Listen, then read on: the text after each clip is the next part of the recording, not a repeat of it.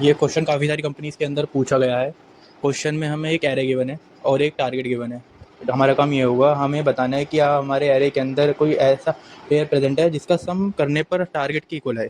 अगर हम इस पर्टिकुलर एग्जाम्पल की बात करें तो इसमें एक पेयर है 2,7। इसका जवाब सब करोगे तो टारगेट के इक्वल आएगा। तो बस हमें इस पेयर के इंडेक्स पोजीशंस को रिटर्न करना है 0,1। वही हमारा क्या होगा, आंसर होगा। अब इस क्वेश्चन के अंदर पेयर्स इन्वॉल्व हैं तो हम डेफिनेटली हैश मैप का ही यूज़ करेंगे, क्योंकि hash map one of the identification है। अगर आपके क्वेश्चन के अंदर पेयर्स इन्वॉल्व हैं तो वो क्वेश्चन हैश मैप का हो सकता है। तो यहाँ पर हमने हैश मैप का ही यूज़ किया है। सबसे पहले हमने एक हैश मैप क्रिएट किया और हम हर एक एरे एलिमेंट को ट्रैवर्स करेंगे, ठीक है। तो एक्ट एज अ की एंड जो उनके indexes act as a value. हमारा काम है कि हम इसको की और वैल्यू के साथ स्टोर करें। जैसा आई की वैल्यू 2 पर है तो मैं चेक करूँगा कि 2 के लिए पेयर क्या होगा। तो 9 - 2 दैट इज़ 7। तो मैंने चेक करा कि क्या पेयर ये जो पेयर है हैश मैप के अंदर है एग्जिस्ट करता है, नहीं। तो जब पेयर एक्सिस्ट नहीं करता तो जो भी ith एलिमेंट होगा उसे उसके इंडेक्स के साथ हमें हैश मैप के अंदर ऐड कर देना है। 2,0 को हमने यहाँ पे हैश मैप के अंदर ऐड कर दिया।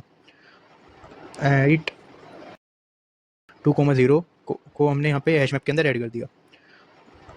एट अब आई की वैल्यू आ गई 7 पर, ठीक है। तो आई विल मूव अहेड। अब हम चेक करना है कि 7 के लिए पेयर क्या होगा, दैट इज़ 9 - 7 दैट इज़ 2, ठीक है। तो अब हमें चेक करना है कि क्या हमें वाला पेयर दैट इज़ 2, ठीक है। तो अब हमें चेक करना है कि क्या हमें वाला पेयर हैश मैप के अंदर एग्जिस्ट करता है। तो यहाँ पर देखोगे तो पेयर एग्जिस्ट करता है। तो अगर पेयर एग्जिस्ट करतेगा तो हमें उनकी वैल्यूज़ को रिटर्न करना है। यहाँ पर हमें 2 की वैल्यू होगी 0, यहाँ 7 के लिए वैल्यू होगी 1, ठीक है। तो 0,1 यही हमारा क्या होगा, आंसर होगा, ठीक है। सो कोड जो होगा ये कुछ इस तरीके से दिखेगा। सबसे पहले हमने एक हैश मैप क्रिएट किया। हैश मैप क्रिएट करने के बाद हमने हर एक एलिमेंट को ट्रैवर्स किया। उसके बाद फिर हमने पेयर फाइंड आउट करा ith एलिमेंट के लिए। उसके बाद फिर हमने चेक किया क्या हमारा पेयर एग्जिस्ट करता है मैप के अंदर।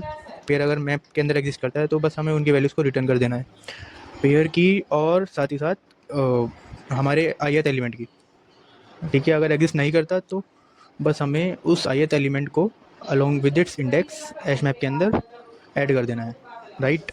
तो आई होप आपको क्वेश्चन समझ में आ गया होगा। क्वेश्चन काफ़ी ईजी था। एक बार आप क्वेश्चन का जो ये कोड है उसका स्क्रीनशॉट ले लो या फिर वीडियो को सेव कर लो।